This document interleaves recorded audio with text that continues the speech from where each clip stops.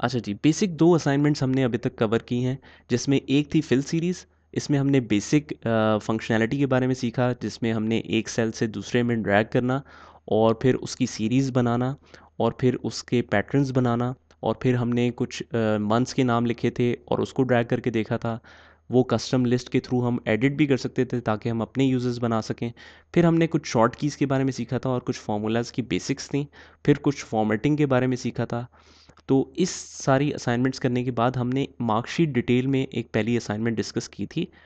उसके बाद जो हम करेंगे, अब सारा सिस्टम होगा मॉड्यूल बेस्ड। ठीक है, मैं आपको टोटल 4 मॉड्यूल्स करवाऊंगा। बेसिकली ये हैं सिर्फ 4 मॉड्यूल्स, इसी में पूरा एक्सेल आपका कवर हो जाएगा। मॉड्यूल्स क्या हैं? एक एक शीट में according to the level of the course, मतलब एडवांससिटी के हिसाब से ये सारी चीज़ें डिफ़ाइन हुई हैं। तो एक एक फ़ाइल में बहुत सारी शीट्स मौजूद हैं और उसमें से कुछ चीज़ें तो हम कर चुके हैं। मैं मॉड्यूल 1 आपको स्टार्ट करके दिखा भी देता हूँ और कुछ चीज़ें हमने फर्दर करनी है। तो मॉड्यूल 1 है, मॉड्यूल 1 को मैं स्टार्ट करता हूँ। ये भी आपको वीडियो के लिंक में मिल जाएगा। तो मैं ओपन कर लेता हूँ इसको। ये मैंने ओपन कर लिया। नेविगेशन पेन तो मेरे पास आ रहा है क्योंकि मेरे पास कुछ एक्स्ट्रा टूल्स भी इंस्टॉल्ड हैं। अगर आपको इसके बारे में समझना है तो आप ख़ुद से वैसे ऑपरेट भी कर सकते हैं। थोड़ा सा अगर टाइम मिला तो मैं बेसिक्स आपको बता दूंगा, वरना एक्सेल बिजनेस मॉडलिंग का जो कोर्स है वो इसी से रिलेटेड है कि इस तरह के एड ऑन्स करके आप एक्सेल की पावर को 200% एफिशिएंसी तक कैसे लेके जा सकते हैं। ठीक है, तो ये भी एक काफ़ी अच्छे टूल्स के ऑप्शंस होते हैं जो आप एक्सेल में एडिशनल लेके आ सकते हैं। लेकिन मैं फ़िलहाल ये नेविगेशन पेन को बंद कर देता हूँ। अच्छा, हमने एक असाइनमेंट तो डिस्कस की थी फिल सीरीज़ की, जिसमें हमने सारी बेसिक्स डिस्कस की। That's why this sheet is empty. ठीक है, उसके बाद हमने मार्कशीट डिस्कस की थी। ये भी मैं बल्कि पीछे ले आता हूँ। अगर एक शीट को आपने पीछे लेके आना है तो आप इसको सिलेक्ट करें और इसको मूव करना शुरू कर दें, होल्ड करके, लेफ़्ट क्लिक को होल्ड करके। ये देखें, यहाँ पर एरो की आपको नज़र आ रहा है, तो यहाँ पर आके आपने क्लिक छोड़ देना। तो ये मार्कशीट भी इंसर्ट हो गई। अगर हम इस शीट पे जाएं या इस शीट पे जाएं, दोनों शीट्स खाली हैं, तो ये क्योंकि हम डिस्कस कर चुके हैं। नेक्स्ट शीट से हम देखते हैं।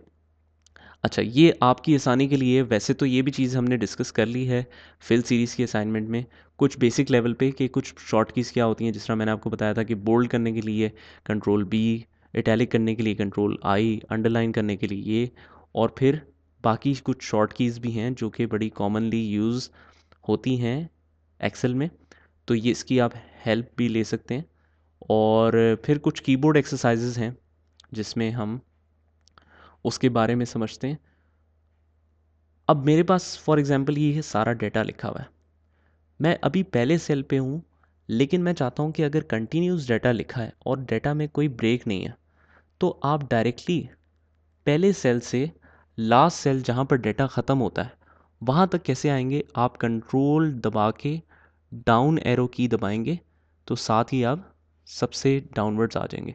फिर इसी तरह आप फॉर एग्ज़ाम्पल मैं 7 वाले सेल पे जाता हूँ और मैंने वापस अप आना है, तो मैं कंट्रोल अप दबा के पहले सेल पे आ सकता हूँ।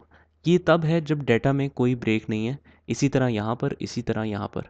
जब डेटा में ब्रेक होगा तो होगा क्या कि आपने पहले सेल को सिलेक्ट किया, कंट्रोल दबा के जब मैं डाउनवर्ड मूव करूँगा तो ये जहाँ पर डेटा में स्पेस है वहाँ पर ये स्टॉप हो जाता है। That's why Excel recommends that you don't leave any of the cell empty. तो एम्प्टी आपने कोई भी सेल नहीं छोड़ना। उसके बाद मैं कंट्रोल डाउन दबाता हूँ तो देखें ये नेक्स्ट अब डिजिट पे मूव हुआ, नेक्स्ट नंबर पे मूव हुआ है, नेक्स्ट वैल्यू पे। उसके बाद हम कंट्रोल दबा के डाउन दोबारा से दबाएंगे तो ये बिल्कुल एंड पे आ जाएगा। ठीक इसी तरीके से अगर आपने लास्ट सेल से ऊपर आना हो तो तब भी ये जहाँ पर ब्रेक आएगा वहाँ पर ये रुक जाएगा। उसके बाद आपने कंट्रोल होल्ड करके दोबारा से कंट्रोल अप दबाना पड़ेगा और फिर से कंट्रोल अप दबाना पड़ेगा। तो इस तरीके से आप डेटा के दरमियान मूव कर सकते हैं। ये कीबोर्ड एक्सरसाइज 1 है, बड़ी सिंपल सी है, तो ये आप कर सकते हैं साथ में। फिर कीबोर्ड एक्सरसाइज 2, इसमें भी कंट्रोल की फंक्शनैलिटी बताई हुई है कि अगर कोई डेटा आपका ऐसे चल रहा है, कंटिन्यूस डेटा है, ये हैशेस हमने सिर्फ सैम्पल के लिए रखें, और इसमें आपके लिए एक छोटी सी गेम है। आपने क्या करना है, स्टार्टिंग पॉइंट है और स्टार्टिंग पॉइंट से आपने पॉइंट नंबर 1 पे जाना है, फिर पॉइंट नंबर 2, फिर 3, फिर 4, फिर फिनिश तक जाना है और इस रेंज से बाहर नहीं निकलना। ठीक है, तो हम कैसे जाएंगे? कंट्रोल डाउन, क्योंकि कंटिन्यूस डाटा था तो हम डायरेक्टली एंड तक आ गए। अब यहाँ पर भी कंटिन्यूस डाटा है, कोई ब्रेक नहीं है, तो कंट्रोल राइट, फिर कंट्रोल दबा के अप, फिर कंट्रोल दबाए रखें और फिर लेफ़्ट और फिर अप। ठीक इसी तरीके से एक्सरसाइज 2 है, ये आप खुद से भी कर सकते हैं। कंट्रोल राइट डाउन, फिर लेफ़्ट, फिर अप, फिर right, up, right, sorry left, फिर अप, फिर राइट, फिर अप, फिर लेफ़्ट, फिर अप, फिर राइट। तो इस तरीके से आप डेटा के दरमियान मूव कर सकते हैं। ये जस्ट इसको आपकी प्रैक्टिस के लिए है कि, और इसमें यहाँ पर लिखा हुआ भी है कि कीबोर्ड एग्जांपल्स में आपने करना क्या है, you have to hold the control key and press the arrow keys to move to the end of a continuous block of data. ठीक है, ये मोस्ट इंपॉर्टेंट चीज़ है। अगर कभी आपके पास डेटा ऐसे एम्प्टी हो तो इट इज़ रिकमेंडेड कि you right any thing on that. मतलब आप यहाँ पर लिख दें बेशक नॉट अवेलेबल। अच्छा, अगर इसी स्पेसिफिक जगह पे मैंने नॉट अवेलेबल लिखना हो तो कैसे लिखूं? आप क्या करें, सारा डेटा सेलेक्ट करें। अब कंट्रोल शिफ्ट भी अगर आप होल्ड करके डाउनवर्ड ड्रैग करते हैं ना तो देखें ये भी यहाँ पर रुक जाएगा क्योंकि डेटा में स्पेस है। फिर कंट्रोल शिफ्ट डाउन दबाना पड़ेगा। कंट्रोल शिफ्ट होल्ड करके रखें और डाउन डाउन एरो की दबाते रहें। उसके बाद आपने कंट्रोल F किया और फाइंड एंड रिप्लेस आप कर सकते हैं। अब मैंने इस स्पेसिफिक ब्लॉक को इसलिए सिलेक्ट किया because you have to limit the canvas if you want to do anything in that particular column. हम क्या फाइंड करना चाह रहे हैं जिसको रिप्लेस करना है हमने? देखें, अब मैं कंट्रोल F दबाता हूँ तो मेरे पास दो टैब्स आते हैं, एक फाइंड का टैब है, एक रिप्लेस का टैब है। हम चाह रहे हैं कि हम रिप्लेस कर दें क्या चीज़? ब्लैंक। तो ब्लैंक ही छोड़ दें इसको। और रिप्लेस किस चीज़ के साथ करना चाह रहे हैं हम? नॉट अवेलेबल के साथ। रिप्लेस ऑल दबाऊंगा तो ये देखें 7 रिप्लेसमेंट्स ऑटोमेटिकली हो गई। ओके किया हमने, क्लोज किया। अब आपने नोटिस किया होगा कि कैनवस क्योंकि मैंने लिमिट किया था, ये सिर्फ यही ब्लॉक ऑफ डेटा मैंने सिलेक्ट किया था और उसके बाद कंट्रोल F करके रिप्लेस किया था। That's why it has only replaced this blank cells with the value. अगर मैं ऐसा ना करता तो कितनी सारी ब्लैंक सेल्स हैं जो फिल हो जाते। ठीक है, तो वो प्रॉब्लम हो जाता हमारे लिए।